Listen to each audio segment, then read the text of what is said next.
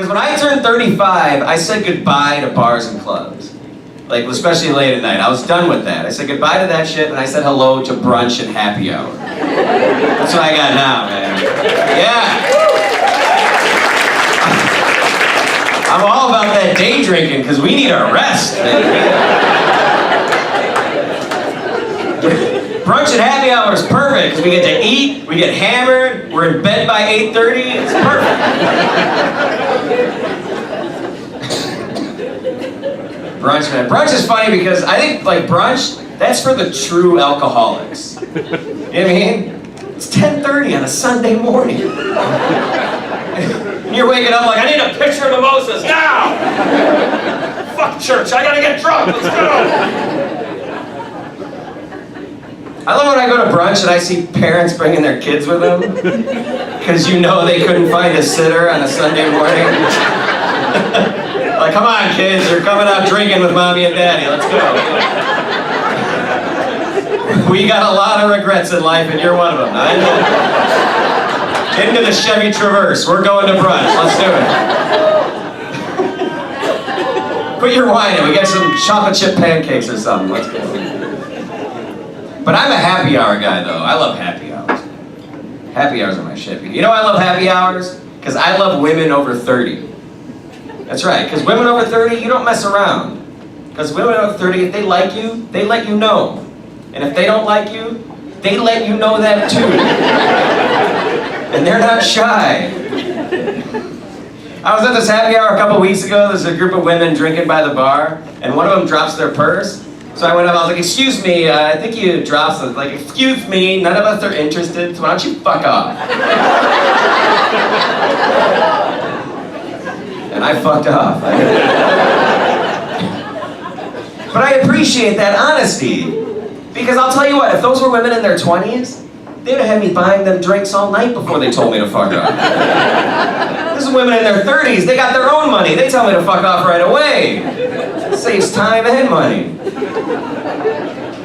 Another reason why I love happy hours is because that's when all the moms go out drinking. Any moms here tonight? Make some noise. Yeah.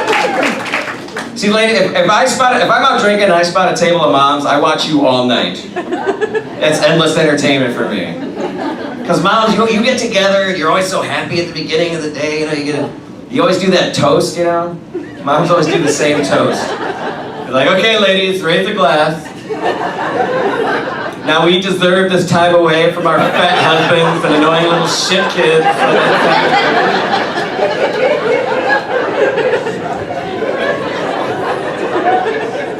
Which is funny because I always see you on social media posting shit like, my husband and my children are my rock.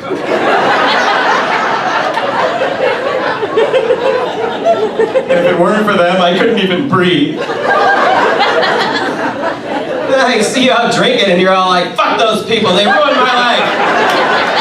Another round of Moscow Mules, let's go. Something's not adding up here, ladies. And then, moms, this is my favorite part. You always get to the point, usually after the 6th round of Moscow Mules, you get to that, like, emotional point of your drunkenness. And I can always tell when you reach that point, because that's the time where the only words I hear coming from your table are, I'm a good mother.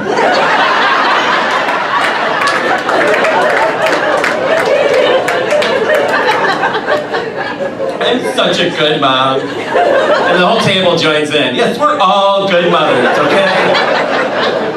Just because we're hammered on a Saturday night, what's that? Wednesday afternoon,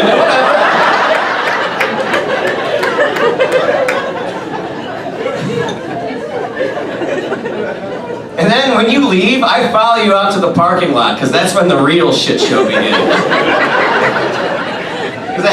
That's when you all just start chain smoking and talking shit about each other. And 3 of you are pissing right there in the parking lot.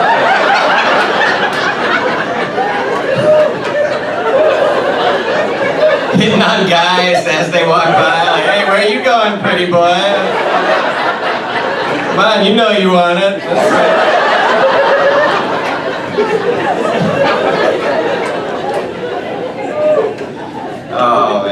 No, I'm being hard on the moms, okay? But I will say this. Nobody deserves a day or a night out drinking more than moms. So give yourselves a round of applause.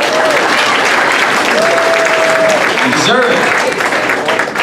I'll tell you why. The main reason why you deserve it is because you guys care. You know, you want to be good parents. Every mom I've ever known strives to be a good parent. Dads don't give a fuck. You never see a group of dads at the titty bar like, hey, I'm a good dad, right?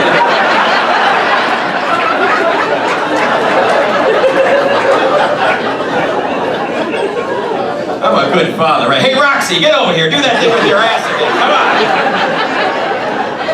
Come on. I missed my daughter's softball game just to be here tonight, Roxy. Come on. Make that shit clap. Come on.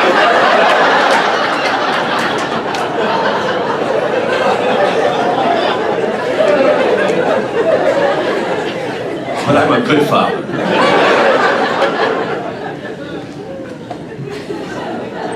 I'm single. I never got married. I never did have kids because I had a friend who scared that shit out of me. My buddy, he got married when he was 19 years old. And now he's got 7 kids. Yeah. And I still have to hang out with him every once in a while just so he doesn't fucking slit his wrists in a bathtub somewhere. Because he's so depressed. But every time I hang out with him, all he ever says to me is, must be nice. That's it. It's so, I mean, that's all I ever hear. Oh, it must be nice. Even when it doesn't make sense. I was hanging out with him a few weeks ago and he was like, so what'd you do last night, Tony? And I was like, well, it was kind of a bad night. I ate something bad and I was shitting all night. He said, well, it must be nice.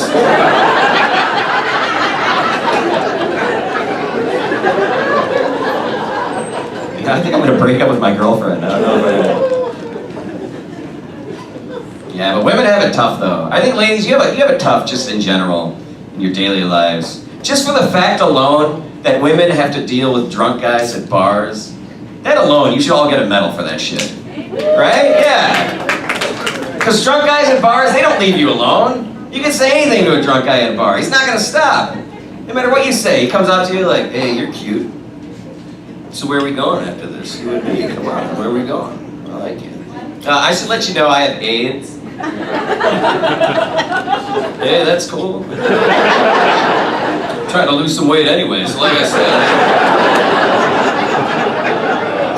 They don't stop. I never understood guys like that, like these dirtbags. You know, like the Harvey Weinstein type guys? Because I can't understand a guy that doesn't comprehend when a woman says no to him. You know, it doesn't make sense to me. They just fly off the handle when a woman says no. You see, me, I expect to hear no. Would you like to have sex? No, I wouldn't. All right, everything seems to be in order here.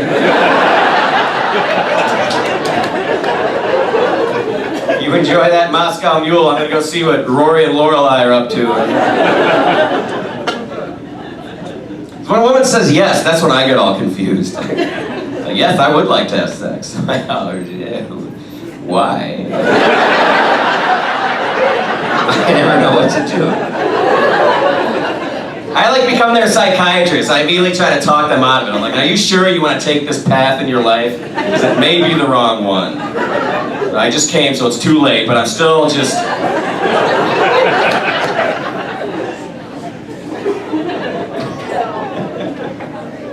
Oh, man. Yeah. I Ubered here tonight. Anybody else Uber? Oh, yeah. All right, well, we got one less DUI in the room. Everyone else.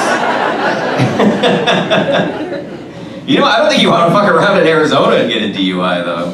I'm from Chicago. You get a DUI there, they're like, no, you promise never to do that again. Take your whiskey, get the fuck out of here.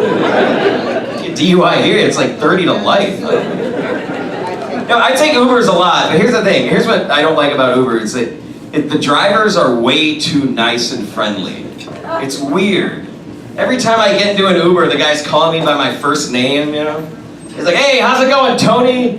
You having a good day so far, Tony? I'm like, yeah, I am, Christopher, in your Honda CR-V. I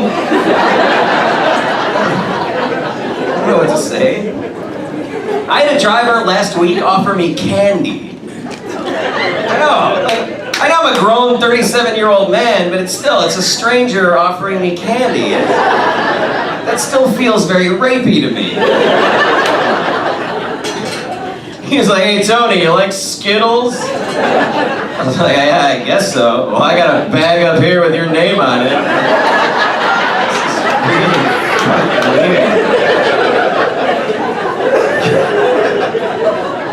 Can't we just complete my trip to Target without all this? But that's why I miss cabs. You know, like, you remember cabs? You know, you gotta go to the airport, you call for a cab, it shows up 4 hours later. But there was no chance of friendly conversation in a cab. You could try. You get into a cab, you're like, hey, how's it going? How's it going? I tell you how it is going. I drive to airport, and you sit back there, you shut the fuck up. That is how it is.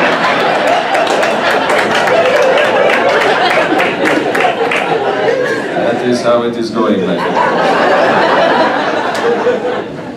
If you're hungry, I have some Skittles up here for you.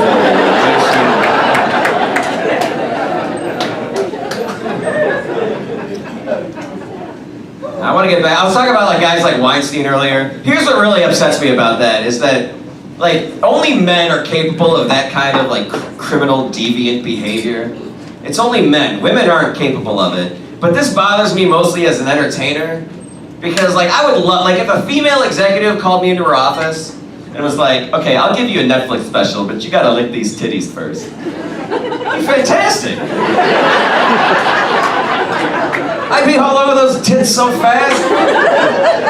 And I don't care who it is. It could be Caitlyn Jenner. I'll lick her old man tits.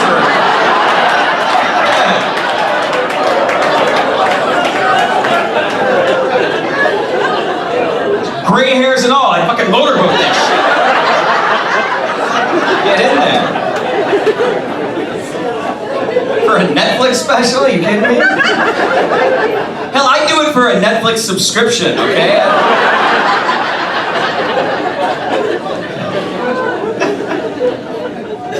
Oh man, you guys are a lot of fun.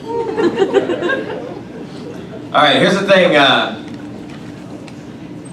gonna talk about Trump a little bit, but don't worry, I don't get political. I don't preach. I just want to share a theory I have about President Trump. Is that I think the guy knows how to hold a grudge, right? Can we all agree on that? Like he knows how to hold a grudge. And I'm just hoping that in his remaining time in office, that he doesn't eat any ethnic food.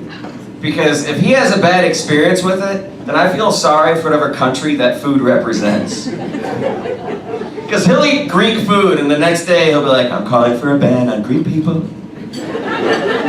Coming into this country, they're bringing drugs, they're bringing crime, they're bringing gyros. Maybe it's pronounced gyro, but either way, they better gyro the fuck out of this country, I'm gonna tell you. And I think that's how his whole rift with Mexican people started. Right? Because one day he walks in, he's like, give me 3 bean burritos, a nachos Bel Grande, and a cheesy gordita crunch. Just all night in the shitter, fuck it, I'm building a wall!